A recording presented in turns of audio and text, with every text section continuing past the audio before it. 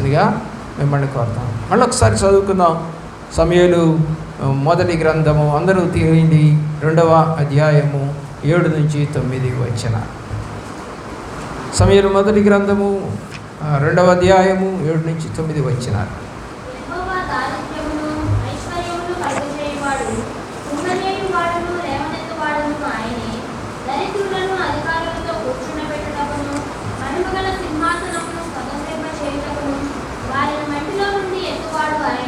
దేవుని ప్రేమిస్తున్నారు. అలాగే ఆదికాండం మనం చదువుకున్నాం 18వ అధ్యాయం 14వ వచనంలో దేవునికి అసాధ్యమైనది కలదా.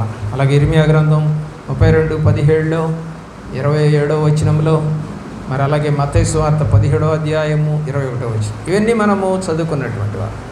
ఇందులో అన్నింటిలో కూడా ఏమని రాసి ఉందంటే దేవునికి అసాధ్యమైనది కలదా, ఏమైనా చేయగలడు, ఆయన ఏమైనా చేయడు. అది ఏమైనా చేసాడు, ఏం చేశాడో కొంతమందిని జ్ఞాపకం చేసుకున్నాం. మనందరికీ తెలుసు 12వ అధ్యాయం ఆదికాండంలో అబ్రహాము గారు ఉంటారు. అబ్రహాము గారు అన్యుడు, విగ్రహారాధికుడు. విగ్రహాలని చేసి అమ్ముకుంటూ ఉండేటువంటి వ్యక్తిని దేవుడు పట్టుకున్నాడు, పిలిచాడు. పిలిచిన తర్వాత ప్రియులరా దేవుడి మాటకు లోబడి ఆయన వచ్చేసాడు. అతను ముందు గతి ఏంటి? బొమ్మల వ్యాపారం, డబ్బులు ఉన్నవాడు బాగా.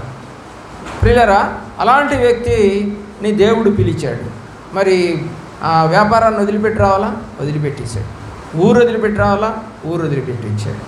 మరి అందరితో వచ్చాడా? లేదు. భార్య అలాగే తన యొక్క తమ్ముడు కుమారుడు తీసుకొని వచ్చాడు. ఇప్పుడు దేవుడు చెప్పిన వాగ్దానం అక్కడ కనపడతా ఉంది మీకు. ఏంటో తెలుసా? నిన్ను ఆశీర్వదించు వారిని నేను ఆశీర్వదిస్తాను, నిన్ను శపించిన వారిని నేను శపిస్తాను, ఇదిగో ఈ యొక్క దేశమును నీ సంతానమునకు నేను ఇస్తాను. ఏం చెప్తున్నాడు దేవుడు?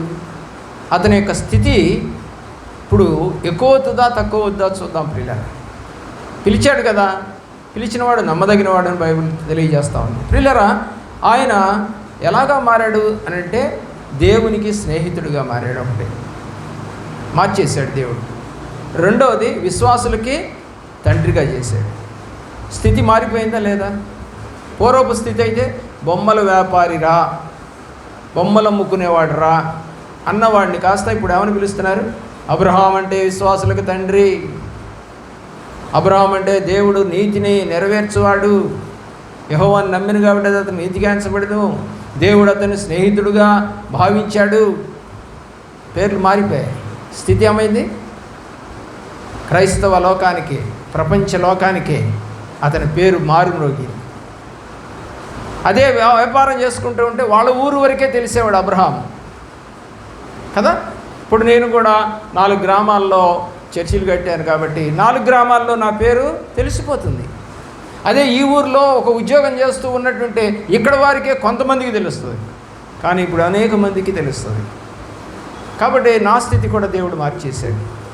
నువ్వు ఇక్కడ వరకే కాదు, అనేక ప్రాంతాలకు వెళ్ళి సువార్త చేయాలి అని నా నామాన్ని ఘనపరచాలి. నా స్థితిని మార్చిన దేవుడే. ప్రియులారా, అబ్రహాము స్థితిని దేవుడు మార్చేశాడు. యాకోబు స్థితి ఏంటో మనందరికీ తెలుసు. ప్రియులారా, అతను అబద్ధం ఆడతాడు, మోసం చేస్తాడు అని అందరికీ తెలుసు. తండ్రినే దగ్గరికి అబద్ధం ఆడాడు, మరి తండ్రినే మోసం చేశాడు. అలాగే తర్వాత ఆయన వచ్చిన తర్వాత వాళ్ళ మామగారు అతన్ని మోసం చేశాడు. ఇలాగా జరుగుతూ ఉన్నటువంటి సందర్భంలో దేవుని యొక్క ప్రేమలో అతని కథను మార్చి వేశాడు దేవుడు. ఏం చేశాడు చెప్పండి? అతని కథ మార్చి, అంతకుముందు పేరేమన్నాడు? యాకోబు అంటే మోసగాడు. ఇప్పుడేమో మార్చాడు దేవుడు? ఇశ్రాయేలు. స్థితి మారిపోయిందా? ఇప్పుడు ఏ దేశం అని పిలువబడతా ఉంది? ఇశ్రాయేల్ దేశం. ఆయన బిడ్డలు ఎవరని పిలువబడతా ఉన్నారు? నిజంగా అతను దేవుడి వైపు తిరగకుండా ఉన్నట్టయితే యాకోబు, దేవుని ప్రేమించకుండా ఉన్నట్లయితే యాకోబు, దేవుని ప్రేమిస్తున్నటువంటి ప్రియ బిడ్డలారా, అతని స్థితి ఎలాగుండేది? ఆ ఊరు వరకే ఉండేది. కానీ ఇప్పుడు బైబిల్ కొన్ని కోట్ల బైబిల్స్ ప్రింట్ అయ్యాయి. కొన్ని కోట్ల మంది అబ్రహాం గురించి మాట్లాడుకుంటారు, అలాగే యాకోబు గురించి మాట్లాడుకుంటారు. స్థితిని ఏం చేశాడు? లేపాడా? తగ్గించాడు. ఇందాక మనం చదువుకున్న సమూయేలు మొదటి గ్రంథం ప్రకారం ఆ స్థితిని మార్చాడా? లేదు. కాబట్టి దేవుడు ఏదైనా చేయగలడు. మూడవ వ్యక్తిని మనం జ్ఞాపకం చేస్తాం, యెహోషువ. యెహోషువ సాధారణంగా ఒక నార్మల్ వ్యక్తి, అంటే మామూలుగా విశ్వాసి అంతవరకు.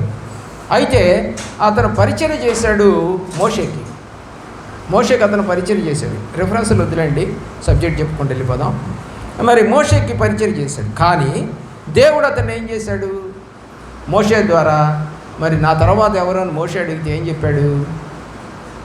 ఏమండి, నూను కుమారుడైనటువంటి యెహోషువ ఆత్మ కలిగిన వాడు, కాబట్టి నీవు అతన్ని అభిషేకించమని మోషేతో చెప్పాడు.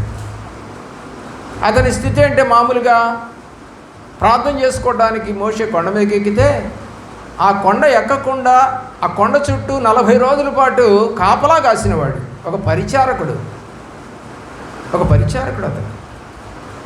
అలాంటి పరిచారకుడిని, అంత నమ్మకమైన పరిచారకుడిని నీ తర్వాత ఎవరంటే నీ కొడుకునో లేకపోతే మీ అన్ననో లేకపోతే మీ యొక్క అక్కనో లేకపోతే ఇంకొకళ్ళనో పెట్టమని చెప్పలేదు దేవుడు. యెహోషువని అభిషేకించమన్నాడు. తన స్థితిని మార్చాడు. మోషే ఏమో ఐగుప్తులోంచి బయటికి తీసుకొస్తే వాళ్ళు కనానికి దగ్గరగా వాళ్ళు ఆగిపోయారు. ఇక అక్కడ దేవుడు వాళ్ళతో మాట్లాడాడు. మోషే అక్కడే చనిపోయాడు.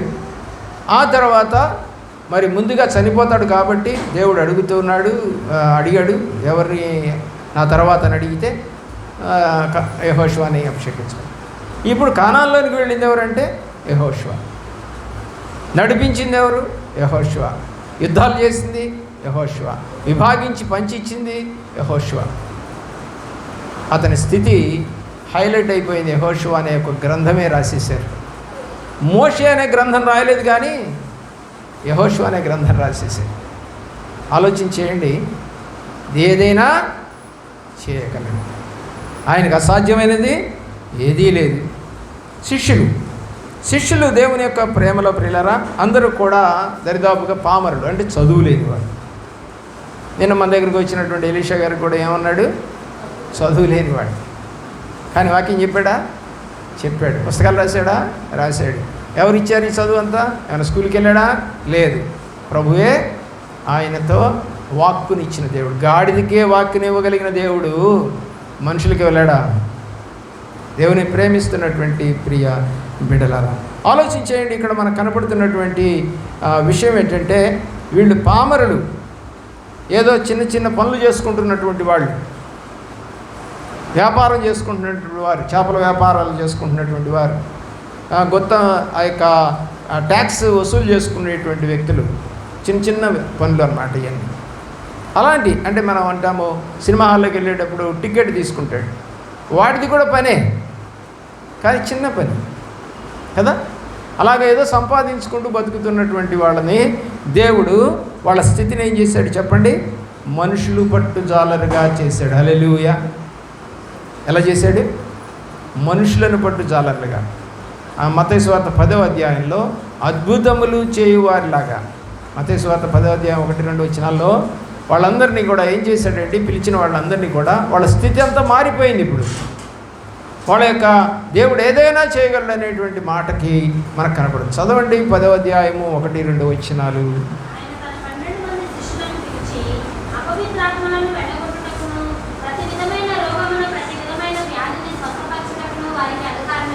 ఏమండి, ఇదివరకు ఉందా అతనికి? వాళ్ళకి చేయగలరా? ఏదో సంపాదించుకుంటారు. మీరు కూడా సంపాదించుకుని ఉంటారు. ఎవరి మీదన్నా చేతులు పెట్టి వాళ్ళని బాగు చేయగలిగిన హీలింగ్ పవర్ ఉందా? లేదు. వీళ్ళు కూడా పామరులు, ఏమీ లేదు, కేవలం ప్రభు పిలిస్తే వచ్చేసారు. వాళ్ళందరికీ ఇస్తున్నటువంటి మాట ఏంటో తెలుసా? మీరు అద్భుతములు చేసేవారిగా మిమ్మల్ని నేను చేస్తాను. పోండి, రోగులను స్వస్థపరచండి, దయ్యములను వెళ్ళగొట్టండి.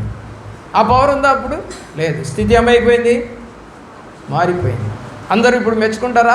పేతురుని మిగతా శిష్యుల్ని మెచ్చుకుంటారు. ఎందుకు? వాళ్ళు తమ వలలు విడిచిపెట్టి దేవుడు పని చేయడానికి వచ్చారు కాబట్టి వారిని గౌరవించారు, అధికం చేశారు.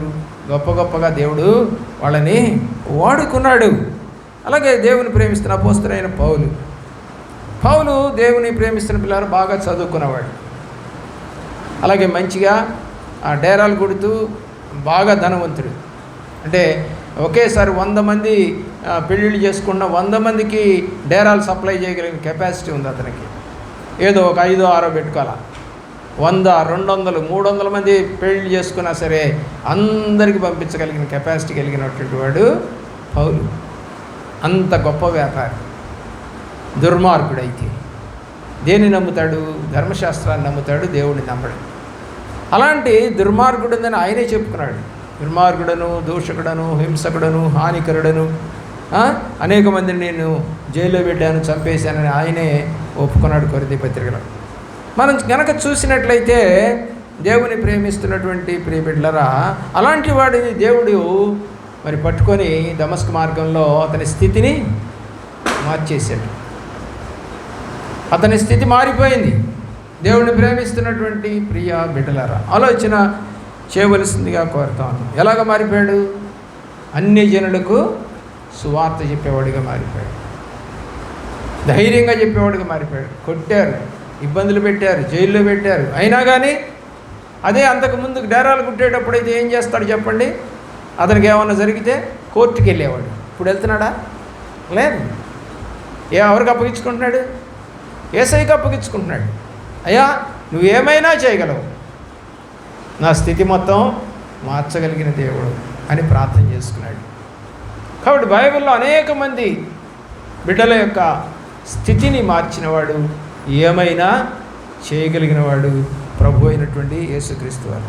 కొర్నేలి ఒక మంచి ఉద్యోగి, 100 మంది మీద అధికారి.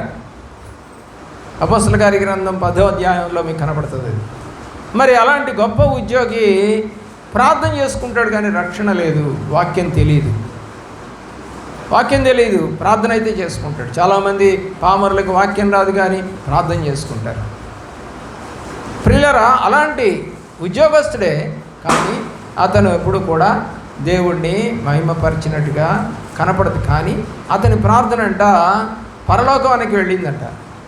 వెళ్ళి అక్కడి నుంచి దూత వచ్చింది. దూత వచ్చి చెప్తా ఉంది, యొప్పేలో ఒక అతను ఉన్నాడు, పేతురు అనే అతను పిలిపించుకొని వాక్యం చెప్పించుకోమని చెప్పాడట. ఇంకంతే. సైనికులను పంపించాడు, యొప్పేకి పంపించి తీసుకొచ్చారు పేతురు గారు వచ్చేలోపు ఇంట్లో ఉన్నటువంటి చుట్టాలని, బంధువుల్ని, స్నేహితుల్ని, తన కింద ఉద్యోగస్తులని అందరినీ ఒక సభ, పెద్ద మీటింగ్ పెట్టేశాడు. వచ్చాడు పేతురు, మరి వాక్యం చెప్పాడు. వాక్యం చెప్పంగానే యేసుక్రీస్తు గురించి చెప్పంగానే వారందరి మీదకి ఏమొచ్చిందంట? పరిశుద్ధాత్మ దిగి వచ్చింది. ఏమైందండి? ఇప్పుడు వాళ్ళ స్థితి అంతా మారిపోయింది. అంతకుముందు ఒక అన్యులుగా, లేకపోతే ఏదో మామూలు వ్యక్తులుగా ఉన్నటువంటి ఆ మనుషులు, బంధువులు, స్నేహితులు, అతని కొలీగ్స్ అంతా కూడా ఏమైపోయారు? ఇప్పుడు మారిపోయారు. వీరికి బాప్తిజం ఇవ్వండి అంటున్నాడు పేతురు చివరి మాటల్లో. 10వ అధ్యాయం 41, 42 వచనాలు అనుకుంటాను. అక్కడ రాయబడుతున్న మాట ఏంటంటే, మనవలే ఆత్మను పొందిన వీరికి బాప్తిజం తీసుకోవడానికి ఏమడ్డం ఉంది, వీళ్ళందరినీ కూడా బాప్తిజం ఇవ్వండి అన్నాడు. దేవుని ప్రేమిస్తున్నటువంటి ప్రియబిడ్డలారా, స్థితి అంతా మారిపోయింది. ఒక ఉద్యోగానే మిగిలిపోలేదు అతను. ఏమంటే దేవుని బిడ్డగా మార్చబడ్డాడు, పరిశుద్ధాత్మతో నింపబడ్డాడు. కాబట్టి దేవుని ప్రేమిస్తున్న ప్రియబిడ్డలారా, నీ స్థితి కూడా మారుస్తాడు. అయితే నువ్వు నమ్మకంగా ఉంటే. నా స్థితి దేవుడు మార్చాడు. పెళ్ళవగానే మార్చలేదు, కానీ పెళ్ళైన ఒక 5 సంవత్సరాలకి నా స్థితి మార్చాడు దేవుడు. మరి నీకు పెళ్ళయింది, దేవుడిలోకి వచ్చావు, ఎన్ని సంవత్సరాలు అయింది? నీ స్థితి ఏమన్నా మారిందా? మార్చుకోవడానికి ఏమైనా ప్రయత్నాలు చేసావా? దేవుడిని వెంబడించడానికి ఏమైనా ప్రయత్నాలు చేసావా? వెనకడుగు వేసావా? పోదాములే, చేద్దాములే, ఏముందిలే, బైబిల్ చదవాలా, ప్రార్థన చేయాలా, సేవకుడిని ఇంటికి పిలిపించుకోవాలా, ప్రార్థన చేయించుకోవాలా, ఎన్నెన్నో నీ మనసులో కలిగాయి. నీకు రక్షణ అంటే ఏంటో తెలియలా. నీళ్ళల్లో మునగడం తెలిసింది కానీ రక్షణ తెలియలా. కానీ కొర్నేలికి ఏం తెలిసిందండి? రక్షణ తెలిసింది, దేవుని ఘనపరచడం తెలిసింది. మీటింగ్ పెట్టించాడండి, సేవకుడిని పిలిపించుకున్నాడు. మనం చేస్తుంది కూడా అదే. ఇప్పుడు అనేకులకు సువార్త అందాలని మీటింగులు పెడతాం, రక్షణ లేని వారు రక్షణ పొందాలని, అలాగే అన్ని జనులు సువార్త వినాలని ఆశపడుతూ పబ్లిక్ మీటింగ్స్ పెట్టేది. అందుకే ప్రియులారా, ఆలోచించి మొన్న ఒక అమ్మాయి సంసారానికి వస్తుందని చెప్పేసి వాళ్ళు ప్రార్థనా కూటం పెట్టుకొని 300 మందికి భోజనాలు పెట్టారు. ఇదేంటి కాపురానికి వస్తే కూడా ప్రార్థన పెట్టుకుంటారని నాకు తెలియలేదు అన్నాడు. అదొక నేను ఎప్పుడు ఆ వర్తమానం చెప్పలేదు, ఎందుకంటే అనేక మందికి వివాహాలైన కాపురానికి వచ్చిన వాళ్ళు ఉన్నారు, కానీ మరి ఎవరు ప్రార్థన పెట్టుకున్నట్టుగా నేను చూడలేదు. మరి ఎందుకు ఆశ కలిగిందో వాళ్ళకి? అలా ఆశ కలిగింది. మరి ఆ ఊరిలో నేను చాలా సంవత్సరాలు పనిచేశాను, కానీ ఎవరు కాపురానికి వస్తున్నప్పుడు ప్రార్థన పెట్టుకున్నట్టుగా నేను చూడాలి. చాలామంది తెలుసు నాకు క్రైస్తవులు, అనేక మందికి పెళ్ళిళ్ళు అయినాయి, కానీ ఎవరు కాపురానికి వస్తున్నప్పుడు ప్రార్థన పెట్టుకోరు. అయ్యమని ఎంత సాదరంగా తీసుకొచ్చారో, ప్రార్థనాపూర్వకంగా తీసుకొచ్చారు. పిల్లలు ఆలోచించి ఎలాగైనా కనపరచవచ్చు మనం దేవుడిని, సందర్భాన్ని మనము క్రియేట్ చేసుకోవచ్చు. అంతే తప్ప ఏం చేస్తామండి, మా ఇంట్లో ఏం మేలు జరగలేదు, పెళ్ళైందిగా ప్రార్థన పెట్టుకున్నావా, గర్భం వచ్చిందిగా ప్రార్థన పెట్టుకున్నావా, బిడ్డను కన్నావుగా ప్రార్థన పెట్టుకున్నావుగా, నీళ్లు పోసుకున్నావుగా ప్రార్థన పెట్టుకున్నావా, సీమంతం చేశారుగా ప్రార్థన పెట్టుకున్నావా, పిల్లలు ఉయ్యాలు వేసావుగా ప్రార్థన పెట్టుకున్నావా? ఏం లేదు, మాకు ఏమవుతాయి, మేము బాగానే బతుకుతాం. మీ పిల్లలు దేవుళ్ళు ఎదగాలంటే ప్రతి సందర్భాన్ని నువ్వు తీసుకోవాలి, ప్రతి సందర్భంలో దేవుడిని మహిమపరచాలి, ప్రతి విషయంలో దేవుడిని ఘనపరచాలని బైబిల్ తెలియచేస్తాం. ఇతను ఏముందని పెట్టాడు, కొర్నేలి మీటింగ్ ఎందుకు పెట్టాడు? ఏముందని అకేషనల్ లేదు అతనికి, వాక్యం చెప్పించుకోవడానికి మీటింగ్ పెట్టాడు అంతే. స్థితి మార్చబడింది. దానియేలు, షద్రకు, మేషకు, అబేద్నెగోలు ఎక్కడున్నారు? బబులోను రాజ్యంలో, పరాయి రాజ్యంలో ఉన్నారు. ఎలాగుంది వాళ్ళ స్థితి? బానిసలుగా ఉన్నారు, కష్టాల్లో ఉన్నారు. మరి రాజు అన్నాడు, నాకు వచ్చిన కళ భావం చెప్పకపోతే, కళ చెప్పడంట కానీ భావం చెప్పాలట. మరి మీరందరికీ చేతకాట్లేదు, నా కళ ఏంటో చెప్పట్లేదు, మీరు కళ భావం చెప్పలేకపోతున్నారు, కాబట్టి జ్ఞానులందరినీ చంపేస్తానన్నాడు. అప్పటికే దానియేలు, షద్రకు, మేషకు, అబేద్నెగో వాళ్ళందరూ కూడా చెరపట్టబడి ఆ దేశానికి వెళ్ళారు. వీళ్ళు కూడా జ్ఞానులని పేరుంది వీళ్ళకి, కాబట్టి జ్ఞానులందరూ చంపేయడానికి ఆయన తాకీదు ఇచ్చాడు. వెంటనే ఆ విషయము దానియేలుకి చెప్పారు, అయ్యా మరి అందరిని చంపేస్తానంటున్నాడు రాజుగారు. అంటే ఆ సైనికులతో దానియేలు అంటాడు, మాకు కొంచెం టైం ఇవ్వండి, మాకు కొంచెం టైం ఇవ్వండి. వెంటనే వచ్చి ఏం చెప్పాడు చెప్పండి? తన స్నేహితులతో అన్నాడు, ప్రార్థన చేయండి, ప్రార్థన చేయండి. మన స్థితి ఇప్పుడు రాజు చేత చంపబడబోతున్నటువంటి స్థితిలో ఉన్నాం మనం. మన స్థితి మార్చాలి, దేవుడు మార్చాడు. ఆయనకు అసాధ్యమైంది ఏది లేదు. దానియేలుకి దర్శనమిచ్చి దేవుడు అతని కళ ఏంటో, మరి అతని యొక్క దాని యొక్క భావం ఏంటో అన్నీ చెప్పినప్పుడు బబులోను రాజు అంటాడు, నీవు దేవదూతల జ్ఞానం కలిగిన వాడు. అతని స్థితి ఏమైంది చెప్పండి? ప్రధానుల్లో ప్రధానుడిగా మార్చబడ్డాడు. పిల్లరా, దేవుడు దేన్నైనా చేయగలడు, ఆయనకు అసాధ్యమైనది లేదు బైబిల్లో, నీలో కూడా. అయితే నువ్వు నమ్మకంగా ఉండాలి. దానియేలు, షద్రకు, మేషకు, అబేద్నెగోలు ఆ దేశానికి వెళ్ళిన తర్వాత వాళ్ళు తమ దేవుడినే కనపరిచారు తప్ప వాళ్ళ దేవుడిని కనపరచడానికి వాళ్ళు ఇష్టపడలేదు. కానీ మనము దేవుళ్ళకి వచ్చి కూడా ఇతర దేవుళ్ళని కనపరిచేవారిగా ఉంటాం. అందుకే మనం పడిపోతాం తొందరగా. నేనైతే అలా కాదులేండి, నేను అన్నింటినీ వదిలేశాను. నేను పుట్టిందే హిందువుగా పుట్టాను, కానీ అసలు వాళ్ళ కార్యక్రమాలకి వెళ్ళను. ఎందుకు వెళ్ళమంటే దేవుడు వాక్యం చెప్తా ఉంది, వాటిల్లోకి వెళ్ళకూడదు, అవి తీసుకోకూడదు, అవి తినకూడదు, దూరంగా ఉండాలి, అవి వ్యర్థమైనవి, నన్ను గణపరచు వారెవరు ఆ పనులు చేయడానికి వీల్లేదని ప్రభువారు స్పష్టంగా రాశారు. విగ్రహారాధన వ్యభిచారంతో సమానం అని రాశాడు. అన్ని క్రియలు వ్యభిచారంతో సమానం అని రాశాడు. పిల్లరా, ఇలాంటివి చేస్తూ అటు ఇటు, అందుకని రాజుల గ్రంథంలో రాయబడుతుంది అంటే 2 తలంపుల మధ్య మీరు ఎందుకుంటారు? వాళ్ళు దేవుడైతే వాళ్ళ వైపు వెళ్ళిపోండి, ఈయన దేవుడైతే ఈయన వైపు తిరగండి. ఎవరో ఒకళ్ళని మీరు పెట్టుకోండి. 2 మొగుళ్ళతోటి సంసారం చేస్తే ఎలా ఉంటుంది? ఇప్పుడు క్రైస్తవులందరికీ ఎంతమంది మొగుళ్ళు ఉన్నారో మనకు తెలియదు. అదేంటంటే అవును, ఒక దేవుడా ఏంటి హిందువులకి?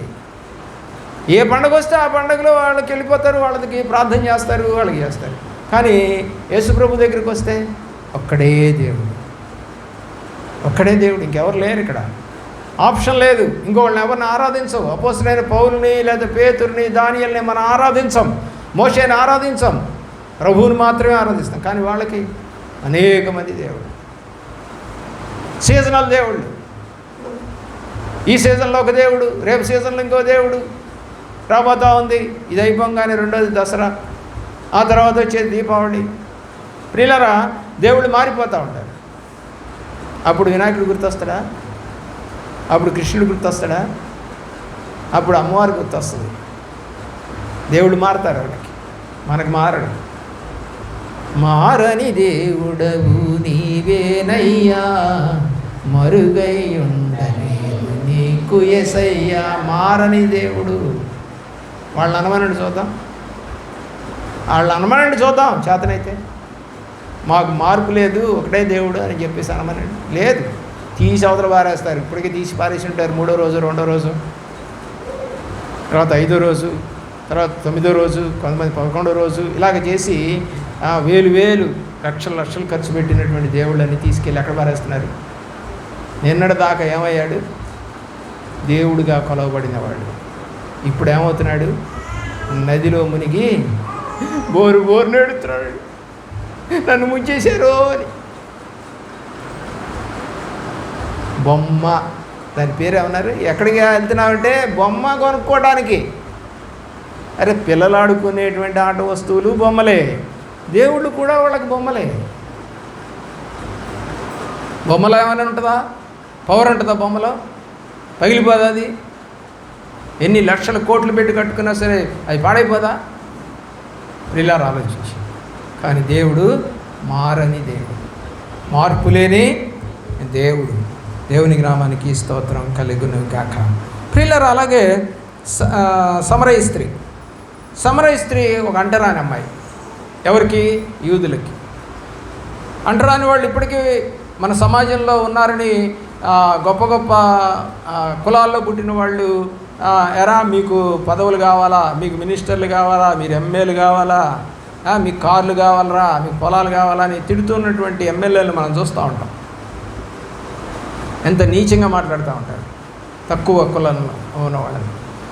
మరి జైల్లో పెట్టడం, కొట్టడం, మరి అనేక రకాల హింసలు పెడతా ఉంటారు. ఎందుకంటే వాళ్ళకి దగ్గర డబ్బు లేదు, లేదా ఎవరు పవర్ లేదు, వాళ్ళ దగ్గర రెండూ లేదు. కాబట్టి వాళ్ళని హింసిస్తూ ఉంటారు డబ్బులు ఉన్నటువంటి పై జాతి వాళ్ళు. ప్రియులారా, సమరయ స్త్రీ అలాంటిది.